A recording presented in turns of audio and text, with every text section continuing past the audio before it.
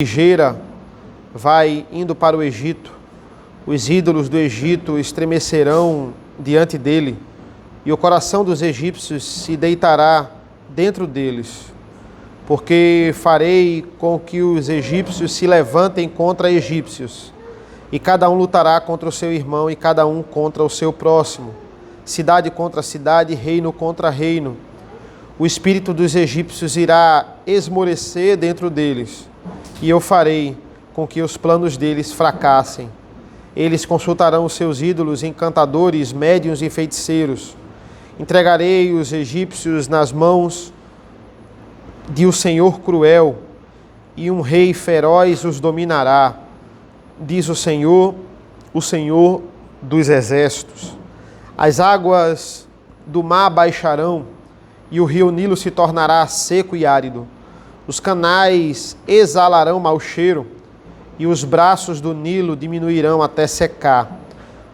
As canas e os juncos murcharão.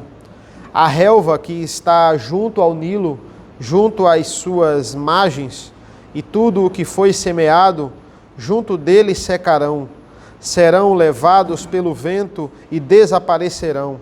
Os pescadores gemerão e lamentarão todos os que lançam anzóis no rio, e os que estendem redes sobre as águas desfalecerão.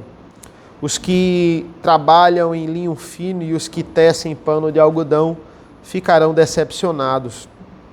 Os seus homens importantes serão esmagados, e todos os que trabalham por salário andarão de alma entristecida.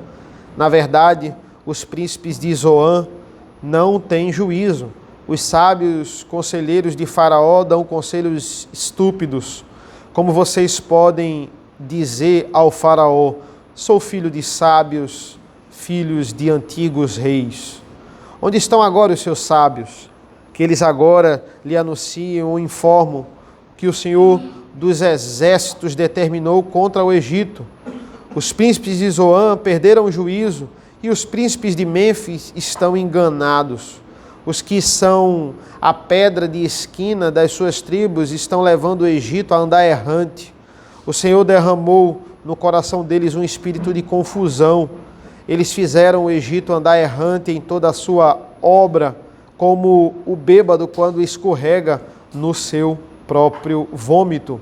Para o Egito não há obra alguma que possa ser feita pela cabeça ou cauda, pela palma ou junco. Até aqui a palavra do Senhor. Irmãos, Deus seria terrível para com o Egito. Nessa ocasião aqui, ele vai usar a Babilônia contra o Egito, para subjugar o Egito. É interessante porque dentro de um contexto histórico, os caldeus, eles estavam aqui em Tiro, que fica um pouco acima da Palestina, e eles passaram 11 anos tentando invadir Tiro. Eles, depois de 11 anos, quando conseguem invadir Tiro, os habitantes de Tiro pegaram todos os tesouros da cidade e jogaram no mar, porque Tiro era uma cidade litorânea. Então, enquanto eles estavam invadindo do outro lado, todos os habitantes de Tiro pegaram todos os tesouros de toda a cidade e jogaram no oceano. Então, depois de 11 anos, os caldeus tentando invadir, não acharam nenhum pagamento, nenhum salário para os caldeus. Então, Deus ele vai usar o Egito como salário para os caldeus, porque Deus também estava usando os caldeus para subjugar Tiro, que era uma cidade pagã.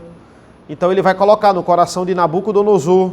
Os caldeus estão furiosos com o rei, e Nabucodonosor vão dizer: vamos invadir o Egito, lá tem muitos tesouros. E é interessante porque casa justamente com esses versículos.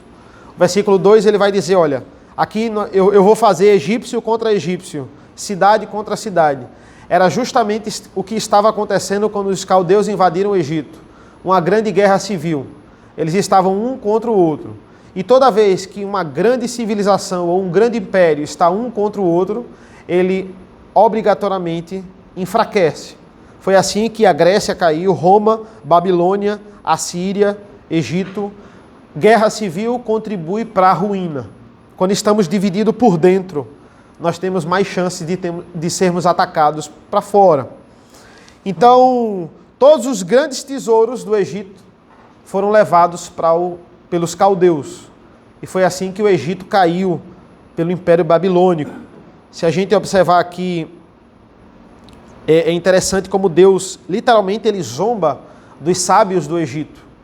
Ele vai dizer, aqueles que vocês têm como pedra de esquina, né, como norte, como sábios, eles são justamente o motivo da ruína de vocês. Na verdade, eles não sabem de nada. Eles vão dizer, olha, os príncipes de Mênfis, eles estão enganados. Eles não sabem. E esses homens, eles foram colocados no poder pelo próprio Deus. Eles foram colocados no poder no Egito para serem a ruína do Egito. Deus, ele deu oportunidades a esses homens. Deus, ele deu influência a esses homens para que quando eles chegassem aonde eles chegassem, eles levassem a sua ignorância para o poder e levassem o Egito à ruína. Irmãos, ser guiado por líderes tolos também pode ser um ato punitivo de Deus. Às vezes, a sociedade clama tanto por um líder tolo, quer tanto um líder tolo, que aí Deus diz, pronto, então toma aí. Vocês clamaram, vocês quiseram, tá aí. Vocês queriam tanto que fulano subisse ao poder, toma aí. Agora, o próprio pedido de vocês, o próprio desejo de vocês vai ser a ruína de vocês. É só a gente olhar para as maiores referências de sabedoria, de conhecimento que esse mundo valoriza. Pessoas que têm muitos seguidores, pessoas que têm são influenciadores. Esses, geralmente, tirando poucos, eles são aqueles que têm as ideias mais deturpadas. Aqueles que... Pode pegar a maior referência de sábio, de filósofo brasileiro, ou de, sei lá, de cantor, de cantora, aquele que tem milhares. Poxa, essa mulher sabe muito, esse homem sabe muito. Eles são os que têm as ideias e vivem uma vida mais deturpada. E eles são exaltados porque andam na condução desse mundo, porque pregam o que esse mundo prega. Então, por isso que eles têm muitas pessoas. Vamos pedir a Deus discernimento.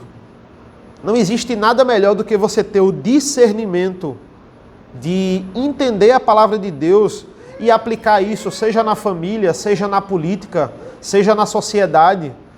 A única coisa que lhe dá esse discernimento é a palavra de Deus. Poxa, como é bom ter esse discernimento. Entender que eu não sou levado por essas correntes de doutrina, como muitas pessoas cegamente são, e fazem coisas absurdas, e acham que estão salvando o mundo. Vamos pedir a misericórdia de Deus, para que a gente não seja guiado por isso, para que Deus tenha misericórdia de nossas vidas. Eu queria pedir